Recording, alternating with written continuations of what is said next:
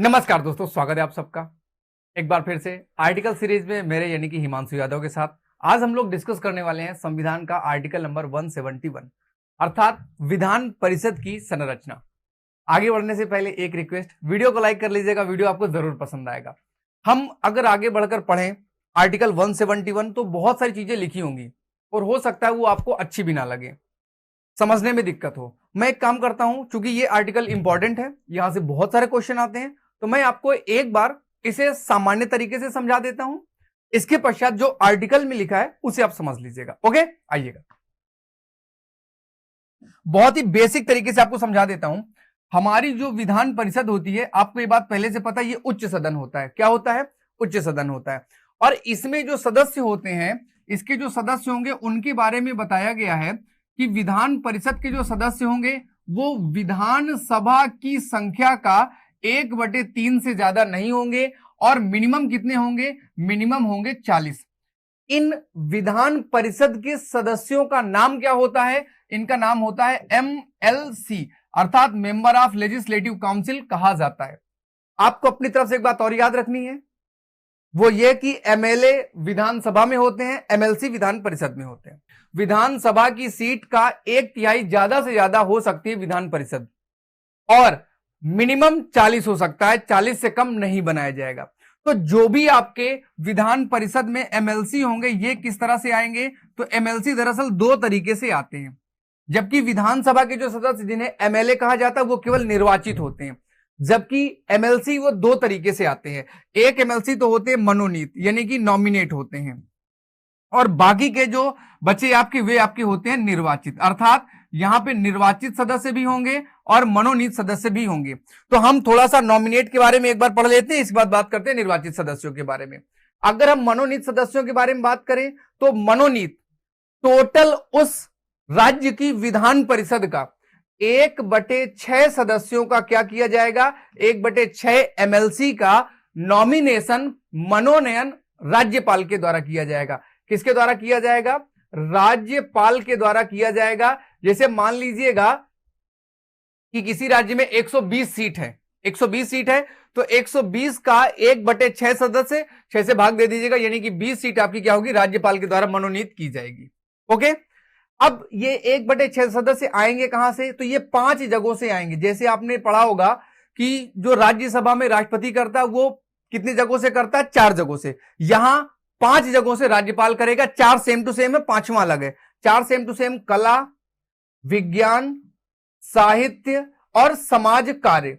ये तो same to same है, जो कि राष्ट्रपति भी करता है राज्यसभा में, वैसे ये करेगा विधान परिषद में। एक और है आपका सहकारिता। कौन सा है?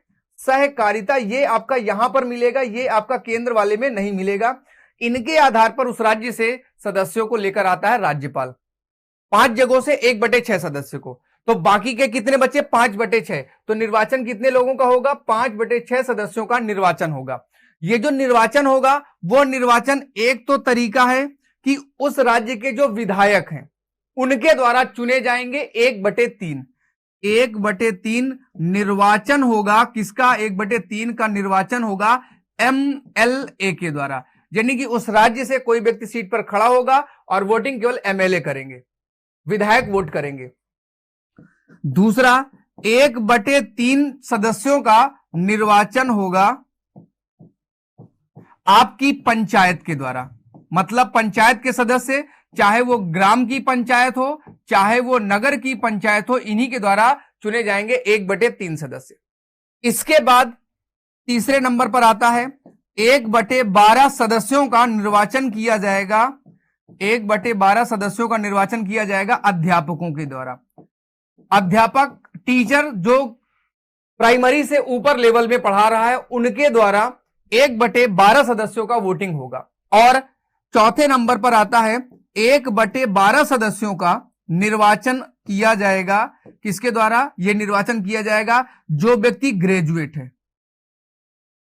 यानी कि BA पास है, BSc पास है, प्लस पास हुए उसको 3 साल हो चुके हैं। जिसकी भी ग्रेजुएशन की मार्कशीट के साथ 3 साल हो चुके हैं, वह भी इस वाली सीट पर वोटिंग करेगा। तो अगर हम ओवरऑल देखें, अगर मान लीजिएगा किसी राज्य में 120 MLC का काम करना है, तो पहले तो आपके 20 इधर आ गए, मनोनीत सदस्य हो गए। इसके बाद 3 मतलब कि 40 एमएलसी विधायकों के द्वारा चुने जाएंगे, 40 एमएलसी ग्राम पंचायत नगर पंचायत के द्वारा चुने जाएंगे, और 10 सदस्य टीचर के द्वारा, अध्यापक जी के द्वारा, और 10 सदस्य वहां की जनसंख्या, वहां की जनता जिसने बीए पास किए हुए 3 साल हो गए उनके द्वारा चुना जाएगा। बस इतना सा कॉन्सेप्ट है, यही बात आगे लिखी होगी, इसके अलावा कुछ भी नहीं लिखा होगा। आइए आपको दिखा देता हूं। आप सबका बहुत बहुत बहुत बहुत स्वागत है। वीडियो लाइक कर लीजिएगा, हाँ ठीक है। चलो भाई, सिम सिम खुल जाओ। विधान परिषदों की संरचना, आर्टिकल 171, इनकी संरचना कैसी है लिखा होगा। अब ज्यादा फोकस नहीं करना, उधर आपने पढ़ लिया, शब्द यहां पे देख लीजिएगा क्या लिखे हैं। विधान परिषद वाले राज्य के विधान परिषद के सदस्यों की कुल संख्या उस राज्य की विधानसभा के सदस्यों की कुल संख्या के 1/3 से अधिक नहीं होगी।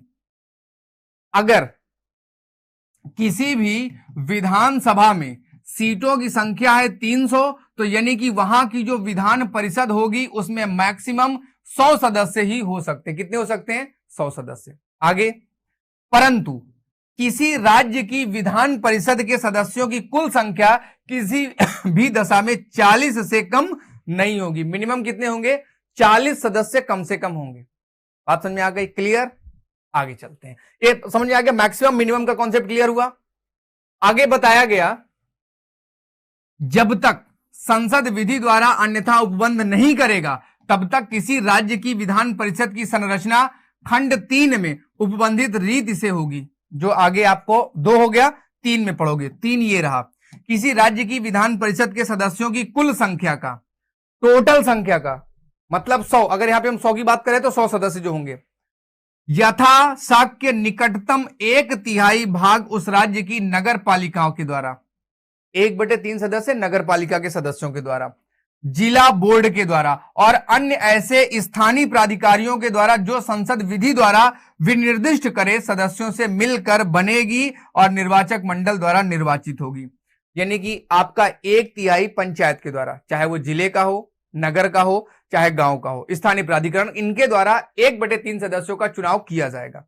एक चीज क्लियर हुई। आगे बात करते हैं। आगे क्या कहा गया? तथा यथाशीघ्र या इसी के अनुसार, निकटतम का मतलब क्या होता है? जैसे मान लीजिएगा 1/3 किया गया, 33.33 आ गया, तो वो 33.33 वाला आदमी तो बनेगा नहीं, तो वहां पर हम थोड़ी सी सीट को बढ़ा घटा लेंगे, किसी में 34 कर देंगे, किसी में 32 कर देंगे। यथाशाक्य निकटतम 12वां भाग, कौन सा 12वां भाग? उस राज्य में निवास करने वाले ऐसे व्यक्तियों से मिलकर बनेगा।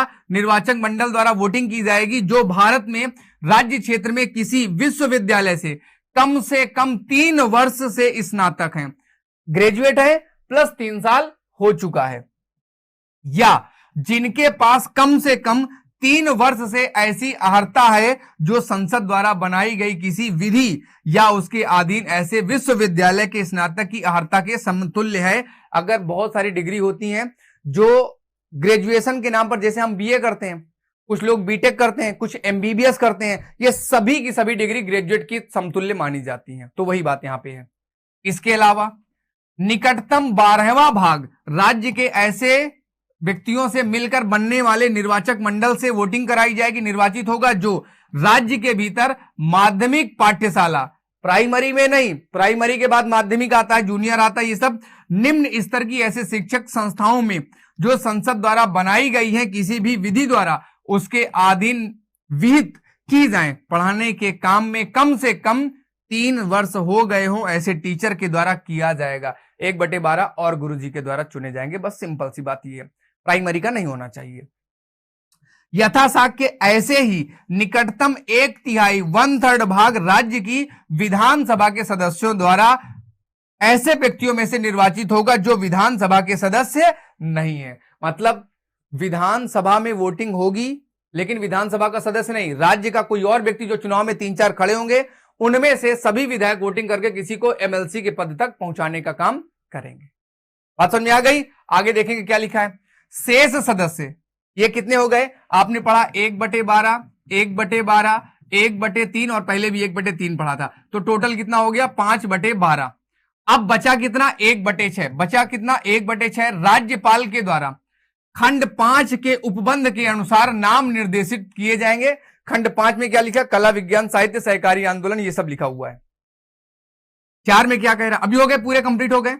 खंड 3 के उपखंड का, खा, गा, यानी कि 1/3 1/, ये सब बातें, अधीन निर्वाचित होने वाले सदस्य ऐसे प्रादेशिक निर्वाचन क्षेत्रों में चुने जाएंगे जो संसद द्वारा बनाई गई विधि द्वारा उनके अधीन विहित किए जाएंगे। अर्थात कितने सीट पर कितने लोग चुने जाएंगे, आप इस मंडल से वोटिंग कराओगे, आप इस मंडल से वोटिंग कराओगे। हर जहां भी विधान परिषद होती है वहां पे जो आपके 15, 20, 40, 100, 200, 300 जिले होंगे, तो उन जिलों में कितने जिलों पर एक विधायक, कितने जिले पर एक विधायक, कितने जिले पर एक विधायक, तो उनका सीमांकन किया जाएगा। सीमांकन करने का काम किसके पास है? संसद के पास दिया गया है। बस इतना ही है। और एक बात यहां पे बताई गई है कि वोटिंग जो होगी वो एकल संक्रमणी मत पद्धति के द्वारा होगी, आनुपातिक प्रतिनिधित्व पद्धति से। अर्थात जैसे राष्ट्रपति का चुनाव किया जाएगा वैसे ही इसका भी चुनाव किया जाएगा, ऐसे ही इसका भी वोटिंग होता है राष्ट्रपति के। इसीलिए पूरी जनता को एमएलसी के वोटिंग में नहीं लगाया जाता है, क्योंकि सब समझदार नहीं होते, और एकल संक्रमणी मत पद्धति में थोड़ा समझदार व्यक्ति का होना जरूरी है, क्योंकि यहां प्रेफरेंस देना होता है 1, 2, 3 और एक साथ कॉलम नहीं करना होता। और जो first part the post system है जिससे विधानसभा का चुनाव होता है, उसमें जो आपको पसंद है केवल उसी को वोट देना है। इसमें सभी को वोट देना जितने लोग चुनाव में पार्टिसिपेट कर रहे हैं। आगे बात करें, लास्ट पॉइंट यही लिखा होगा कि राज्यपाल कहां से लोगों को लेकर आएगा? साहित्य से, विज्ञान से, कला से, सहकारी आंदोलन से और समाज सेवा से। 1, 2, 3, 4, 5। इसमें ये जो सहकारिता वाला ये नया है, ये राष्ट्रपति वाले में नहीं है। राज्यपाल द्वारा खंड 3 के उपखंड डा के अधीन नाम निर्देशित किए जाने वाले सदस्य ऐसे व्यक्ति होंगे जिन्हें निम्नलिखित विषयों के संबंध में विशेष ज्ञान या व्यवहारिक अनुभव है, और वो है क्या? साहित्य, विज्ञान, कला। पढ़ा दिया आपको। अभी खुश? हैप्पी? Very good. अभी एक नीचे प्यारा सा कमेंट कर दो हंसते मुस्कुराते हुए। कल मिलते हैं आर्टिकल नंबर 172 के साथ। तब तक के लिए हिमांशु यादव को दीजिएगा आज्ञा। जय हिंद, जय भारत।